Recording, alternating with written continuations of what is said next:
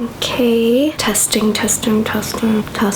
Hey guys, how are you guys all doing? I just came back from Singapore. I'm not sure if you guys know about this app. It's called Couchsurfing. My friend recommended it because a lot of people in Indonesia use it to meet people, and it's a good app to use when you're traveling. The reason why I wanted to make this video is because I tried this Couchsurfing app and the outcome was a lot different than I expected. So basically, Couchsurfing is, instead of going to a foreign country and having to pay for a hotel or a hostel, you could just stay at people's couches, or if they have spare rooms, in exchange for a company. And also when they visit your country, you're expected, you don't have to, but it would be nice if you could host other travelers as well. That's the concept. And I already had housing because I have a friend that lives in Singapore, so housing wasn't an issue. I did it because I wanted to meet some new people. I really love having like deep conversations with people and getting to know about them. And also it's definitely a plus if I have a tour guide around Singapore, right? Because I don't know anything about what like the locals are up to. So I tried using the app,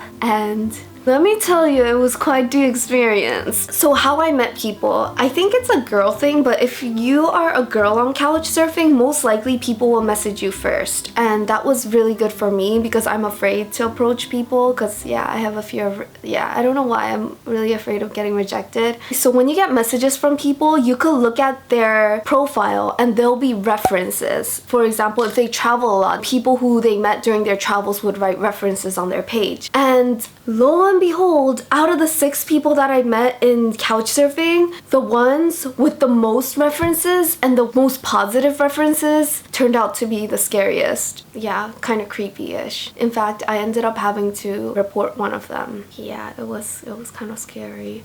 So out of the 6, the 3 scary ones ended up being the ones with really high references, like 69 references, and the 3 people that were okay, they had under, I think, 10 references, which is really ironic because you would think that if something has good and positive ratings, you would think they'll be good, but it turned out to be really scary. So the first guy, I didn't even end up meeting him because, it was kind of scary. My friend, we happened to both be meeting him, and this isn't my story to talk about. I'll just say that I ended up not meeting him because he ended up being a creep. But let me just say one thing about Couchsurfing and anything in life: if it seems too good to be true, most likely it is. Just keep that in mind, guys. When you're using Couchsurfing. Okay, but let's skip the first story because but just be careful. And he had really great references too, and when we were chatting, we had really good conversation. But he ended up being a little scarier than I thought. Okay,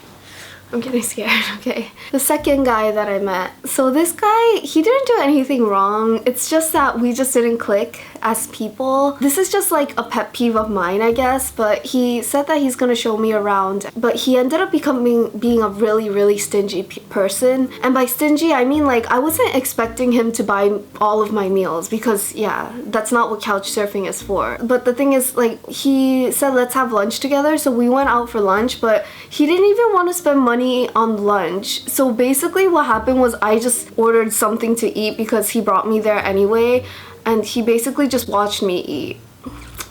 Weird, right? And our conversation was really bad. He was talking about like every little detail of the shop. It was just driving me nuts because I couldn't concentrate on anything. So I wanted to like bring the focus into something I was interested in. Like I wanted to know more about the guy that I'm eating with, right? So I asked him questions about like what he does for work or what he does in his free time. But every time I asked him questions like that, like he gave me like one-word answers. For example, I asked him what he does for work, and he said sales. And I'm like, okay, what do you sell? And he's like, chemicals. Huh? Like, what am I supposed to say after that? I was like, okay, and then I became quiet, and then he asked me questions about what I do for work, and I gave him like, I was like, oh yeah, I teach and I do this and this and this. And then he would change the subject into like, I don't know, the decorations on the wall and stuff. I don't know, it was just like really bad conversation, but he was a good guy. It's just we didn't click, I guess. And then the third guy that I met, oh my god, that was creepy. So this guy, he was a youngster, he was still in the military, and we met. And he said, let's meet at 8 p.m. for dinner. Dinner. dinner, highlight the word dinner, you would expect that you guys are eating together, right? And 8 p.m. is pretty late, so by the time I met him, I was so hungry, okay? And he said, let's meet at Botanic Gardens. Little did I know that the Botanic Gardens in Singapore isn't a place you go at night. It's somewhere you see during the day. So I got to the Botanic Garden station, he's there just waiting, and I'm hungry, thirsty, excited to eat because yeah, I love eating and I just really wanted to eat some food. But little did I know, once you get into Botanic Gardens, there's like nothing there. There are a few cafes, but it's super expensive. You have to walk quite a bit if you want to go to like a normal restaurant, right? And yeah, and we start walking into the gardens and it's literally like a garden, like there's nothing there. Like it's beautiful, there's a lot of nature, but like there's nothing there in terms of food.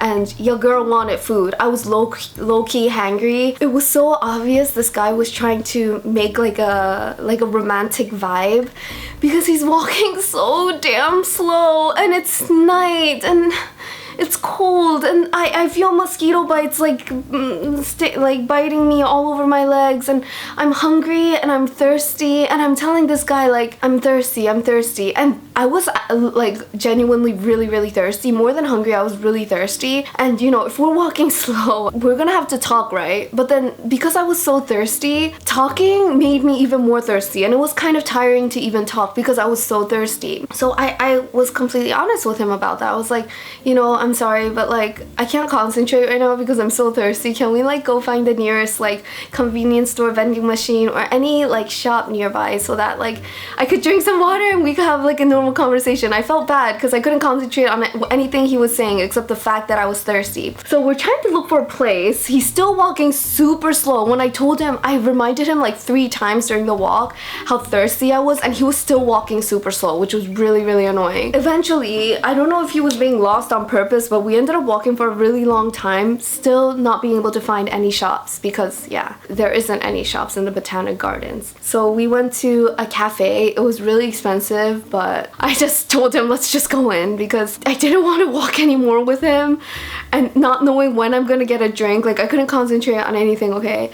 And I just got some water, I ate some food, I bought some really expensive food at the cafe because they didn't have anything cheap, and because he already ate, yeah, that's another thing. He said let's meet up at 8 p.m. for dinner and he already ate. Like what the F? If he just told me let's meet and if he gave me an update that like dinner meant just a walk in the park and not getting some food, then I would have eaten too. I was meeting friends before that. I could have totally grabbed something to eat, but he said let's grab dinner, so I thought we're gonna have dinner and he just started walking me in the middle of nowhere, like places with like mosquito infested, like this guy. Okay, so we went in. I'm like chugging the water they have there. I ordered a salad, he orders like some soup because he ate already. And yeah, we're just eating and talking, and like he ended up becoming really bad company because he seemed to be like a really bitter person. He just talked about like why the world sucks and like why like everything sucks and why the world is evil and why he doesn't like being in Singapore. Like,